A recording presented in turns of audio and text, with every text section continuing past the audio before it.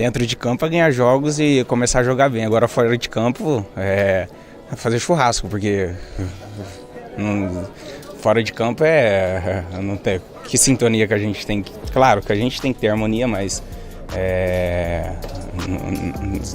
não sei.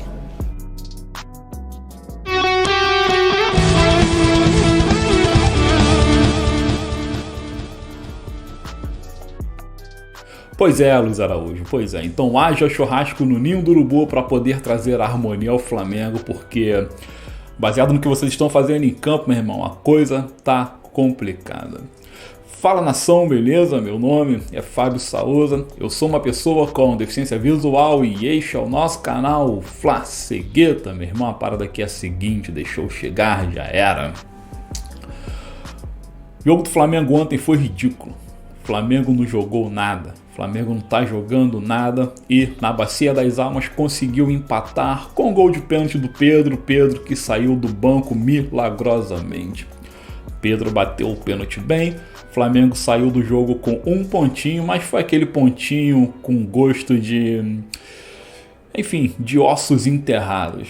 Embora o nosso dirigente Marcos Braz tenha falado na zona mista, inclusive eu vou soltar aqui a fala dele daqui a pouquinho. Ele disse que o Flamengo, há pessoas dentro do clube que acreditam ainda no título brasileiro. É uma temeridade falar isso, sabe? Acho que o Marcos está tirando a nação para burro, para louco, como diz aqui em Santa Catarina, né? Que, cara, o Botafogo tá 15 pontos na frente.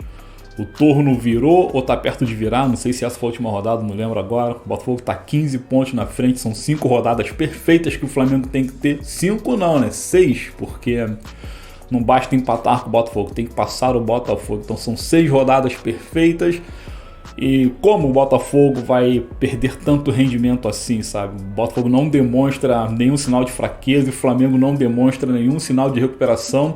Embora também o Sampaoli, outro irresponsável nas suas declarações, disse na coletiva que viu intensidade no Flamengo. Quando ele não vê, ele fala. Quando ele vê, ele fala. Ele disse que o time teve energia, ele usou muito essa palavra, né? Energia e enfim. E assim ele ficou satisfeito com a atuação do time. Porra, só o Sampaoli mesmo ficou insatisfeito. Do mais, 42 milhões de pessoas ficaram totalmente satisfeitas. Então, meus amigos e minhas amigas, eu vou falar um pouquinho aqui do jogo. Antes também quero soltar uma fala aqui do Alan, volante Alan, que quando questionado na zona mista a respeito do comportamento do Sampaoli, o Alan que trabalhou com ele no Atlético Mineiro, o Alan disse o seguinte, olha isso aí. Não, mesma coisa. Ele como nós cobra muito, ele cobra muita gente, a gente se cobra muito. Então isso aí não existe, o que estão criando, né? A gente está junto e a gente quer sair dessa junto. Se esse comportamento do Sampaoli é o que vem se estendendo em todos os clubes que ele trabalha, o problema está no argentino e não nos jogadores que o circundam, né? O Sampaoli fez um trabalho bacana no Santos, mas teve vários relatos de problemas com ele para com os atletas.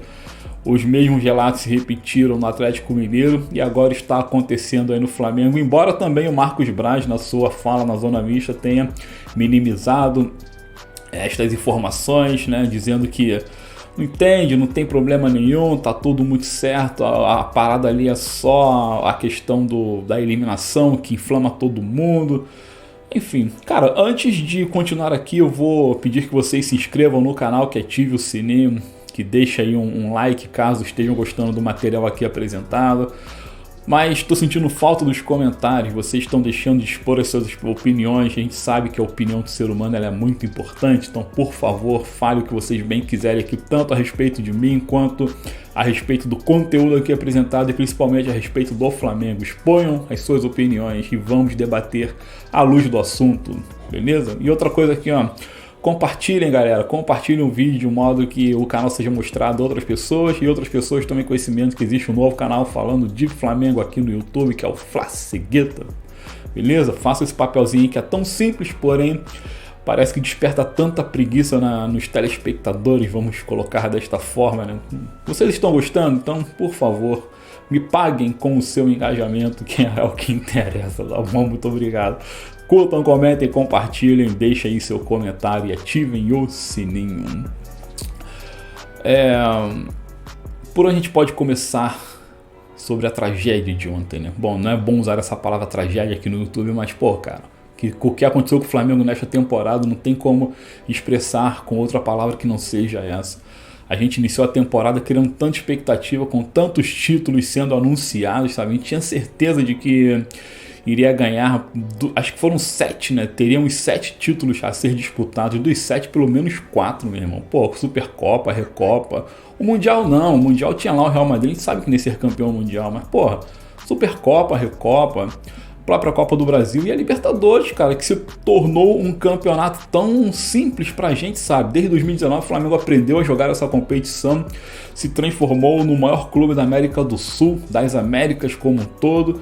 Então, sabe, era tão factível a gente conseguir levantar o tetra, olha só que coisa impressionante, o tetracampeonato da Copa Libertadores da América, mas tudo veio abaixo, né, cara? Tudo veio abaixo, então como não classificar como tragédia, né?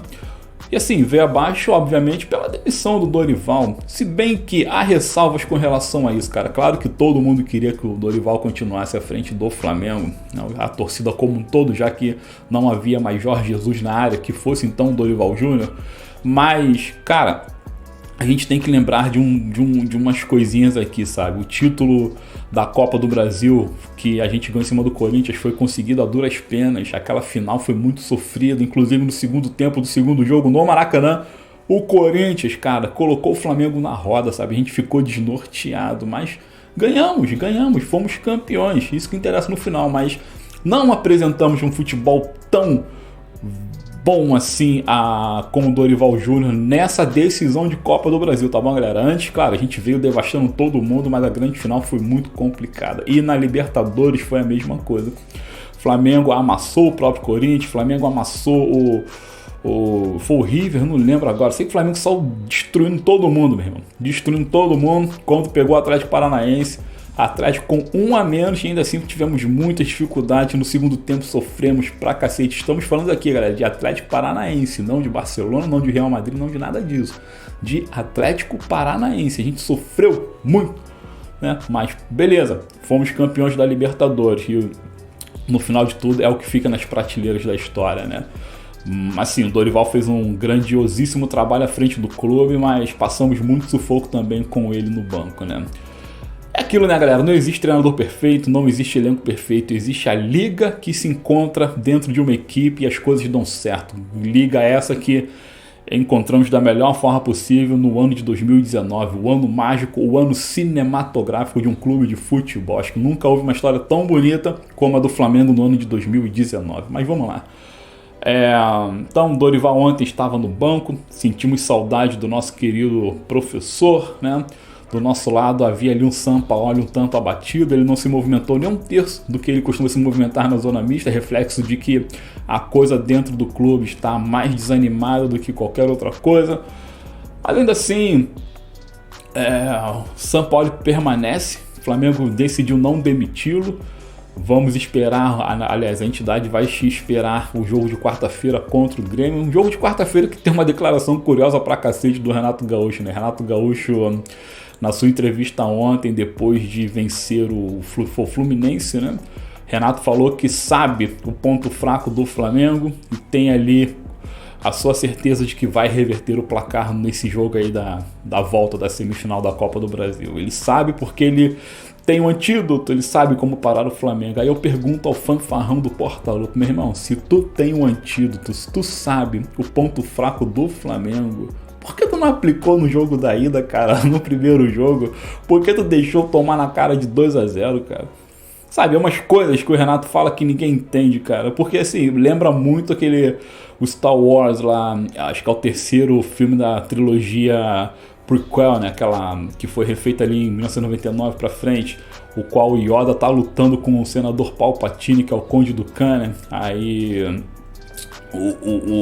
o Palpatine tá todo se vangloriando que é forte, que faz, acontece, que é isso, que é aquilo. Aí o Yoda dá um pau nele e diz assim: se tão forte você é, fugir quer por quê? A mesma filosofia serve pro Renato Gaúcho. Se tu sabe a fraqueza do Flamengo, por que tu não aplicou no primeiro jogo, Renato? Ah, fala sério. Porra, esse cara... Não tem jeito não, meu irmão. Ele trata os seus torcedores da mesma forma que, sei lá, o Marcos Braz tá tratando a nação, com falácias vazias. Bom, falando aqui do Marcos Braz, olha aqui a fala do nosso querido Gelo no Sangue na zona mista. Fala aí, Braz. Gosto de tu, garoto. Eu vejo isso, eu acho que é um ambiente que está todo mundo triste. Uns mais, outros menos. Quando eu falo uns menos, as pessoas, uns sentem mais, outros sentem menos em relação à desclassificação. Está todo mundo chateado, uma desclassificação que foi recente, foi há 3 dias atrás. Não pode estar ninguém aqui feliz em relação a isso. O que eu posso falar para vocês é que eu não acho justo, correto, ter ser sistêmico para tudo quanto é lado, em que agora se tem divisão. Eu acho que não é justo, porque há uma semana atrás tinha exatamente os mesmos jornalistas que cobrem o Flamengo e não tinha essa situação sistêmica. Então é só isso. A gente agora, quando os resultados não vêm, as coisas são assim, não que são assim, mas a grandeza do Flamengo faz isso aqui ficar mais complexo ainda. Tem que ter calma e tranquilidade para se reverter o quadro, e eu tenho certeza que isso vai acontecer. É o papel do dirigente, né? O papel do dirigente é sempre colocar panos quentes, é sempre jogar água na fogueira, é sempre colocar curativos nas feridas, né? O Marcos Braz, como qualquer dirigente, não poderia falar outra coisa que não é assim. Cara, quando a gente para pensar, quando a poeira baixa, quando a desgraça começa a doer menos, a gente entende que futebol realmente é assim. Porque olha só, em 2019 a gente fez o que fez com o Jorge Jesus, né? Sendo nosso professor, sendo nosso treinador. Em 2020 a gente caiu nas oitavas de finais para o Racing da Argentina, na mesma Libertadores. Em 2020 a gente não conseguiu basicamente nada, a não ser um título brasileiro suado que só o caramba na mão do Rogério Ceni, o qual dependemos daquele resultado do Corinthians em cima do Internacional de Porto Alegre. Então 2020, comparado com qualquer outra coisa, comparado com as expectativas que havia sido criada, foi uma tragédia. Vou usar novamente a palavra tragédia. Foi uma tragédia. Fomos eliminados. Em 2021 voltamos à final, perdemos para o Palmeiras com aquela idiotice lá do Andreas Pereira e tudo mais, né? Em 2021, né? Em 2022 voltamos a ser campeão em cima do Atlético Paranaense. Então o futebol é assim, cara. Um ano é muito bom, um outro ano é muito ruim. No terceiro ano a expectativa volta, as coisas se reequilibram. No quarto ano a gente volta a dar pancada de novo, ganha tudo novamente. É assim, quando se tem um trabalho consolidado, quando se tem um trabalho sério e quando se tem investimento para tal, o ciclo funciona desta forma. Ninguém ganha 2, 3, 4 anos seguidos, tudo. Há sempre os altos e baixos. E o Flamengo foi muito alto em 2019, foi muito baixo em 2020, se equilibrou em 2021 e foi muito alto em 2022 novamente. Agora fomos muito baixos, é assim a roda, é a desgraça da roda, meu irmão. Então quando o Braz coloca ali os panos quentes, entende-se o que ele quer dizer, e agora de cabeça mais fria, após a eliminação para o Olímpia do Paraguai, eu entendo essa parada, né? Então, futebol é isso aí. Cabe a gente. Agora, eu não acredito no título brasileiro. Disso aí o Braz pode falar aí o tempo todo, mas eu, Fábio Souza, não acredito que a gente vai ganhar o título brasileiro este ano, mesmo porque vai ser do Botafogo mesmo, não tem o que se discutir, com méritos do Glorioso lá, o problema é deles, né? A gente vai ganhar essa Copa do Brasil, vamos ganhar essa Copa do Brasil, se Deus quiser, vai lavar um pouco da honra do Flamengo na temporada, vai dar um certo, uma dosezinha de alegria para a nação, né? Esse título da Copa do Brasil vai ser o que? O Tetra? Penta? Acho que é Penta já, né? Não sei, tem que ver aqui também, não lembro mais, cara, tá difícil. E ponto, vamos colher os cacos, vamos reagrupar as pessoas, vamos trocar quem tiver que trocar, vamos vender quem tiver que vender e começar uma nova temporada. E assim vocês verão que no próximo ano o Flamengo voltará mais forte, voltará mais equilibrado, e o trabalho sendo feito com mais qualidade, os títulos voltarão às nossas prateleiras. Futebol é isso e não tem como ser de outra forma, beleza? Então tá aí. Flamengo empatou de 1-1 com o São Paulo, um pontinho com gosto de nada, né? Um jogo água de salsicha, um jogo terrível. Os jogadores novamente foram muito mal, todos eles, não tem como colocar ninguém. E a maior decepção para mim foi o Ayrton Lucas. Eu que havia criticado que ontem foi assim, ó, o 30º jogo do São Paulo à frente do Flamengo, ele nunca havia repetido uma escalação. E novamente ele não repetiu, porque ele trouxe o Ayrton Lucas no lugar do Felipe Luiz, por exemplo, né? E eu até queria tanto que ele trouxesse o Ayrton Lucas baseado na atuação ridícula do Felipe Luiz no jogo contra o Olímpia. Mas, cara, ontem pra mim o pior em campo foi o próprio Ayrton Lucas. Olha só que desgraça que é o futebol, cara.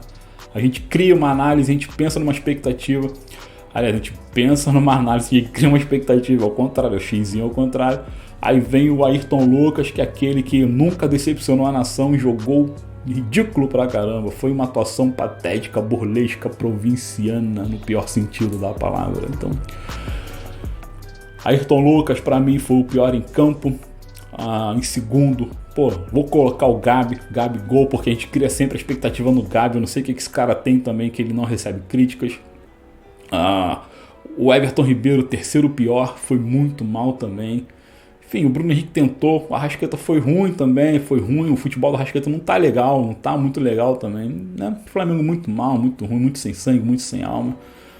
Maracanã, engraçado, né, cara? Mesmo assim, tinha mais de 60 mil pessoas, foram vendidos 58 mil ingressos, parece, 62 mil presentes, muita gente, né? E, cara, parecia que tava vazio, que a torcida, ninguém fez barulho, ninguém cantou, sabe? Clima de velório total, mas também Dia dos Pais, né? Quem estavam lá era só as famílias mesmo, e as organizadas acho que nem estavam presentes, né? É isso. 1-1, acabou, ponto final. Muito obrigado, meus amigos, minhas amigas. Curtam, comentem, compartilhem, se inscrevam, ativem o sininho e vamos que vamos. Façam a sua reflexão com relação às palavras do Braz e, por que não, as minhas palavras. Procure entender que futebol é assim mesmo. O esporte, na verdade, é assim mesmo. Ninguém ganha tudo. Houve um filósofo, parece uma outra época, uma época remota dessa aí, que disse o seguinte: o futebol é engraçado, cara. A gente ama essa parada, mas assim, são 10 porradas para uma vitória, sabe? A gente fica 10 vezes muito, né, pé da vida e uma vez muito feliz. E a felicidade, quando vem, ela é passageira, ela é célere. Ela vem, você tem aquele pico de felicidade, no dia seguinte já quer outro.